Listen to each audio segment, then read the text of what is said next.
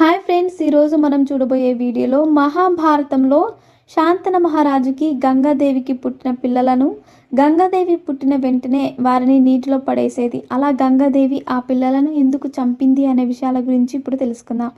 మహాభారతం ప్రకారం ప్రదీప మహారాజుకి 3 పిల్లలు జన్మించారు. వీరిలో పెద్దవాడు దేవాపి. ఇతను రాజ్యంపై వ్యామోహం లేదని జ్ఞానం చేసుకోవడానికి హిమాలయాలకు వెళ్ళిపోయాడు. అలాగే రెండవ కొడుకు బళిలా. ఇతడు చిన్నప్పటి నుంచి తన మామయ్య దగ్గరే పెరిగి ఆ తర్వాత అతని రాజ్యాన్ని పరిపాలించాడు. అలాగే ప్రతీపుని 3వ కొడుకు శాంతనుడు. ఒకరోజు ప్రతీపుడు ఒక నది తీరంలో జ్ఞానం చేస్తున్న సమయంలో అక్కడకు గంగ అనే ఒక ఆవిడ వచ్చి ప్రతీపుడిని చూసి ఇష్టపడి అతడి కుడి తొడపైన కూర్చుంది. అప్పుడు కళ్ళు తెరిచి చూసిన ప్రతీపుడు ఎవరు నువ్వని అడగగా ఆమె నా పేరు గంగ అని చెప్పి, మహారాజా మీరు నాకు బాగా నచ్చారు, మీరు నా కోరిక తీర్చండి అని అడిగింది. అప్పుడు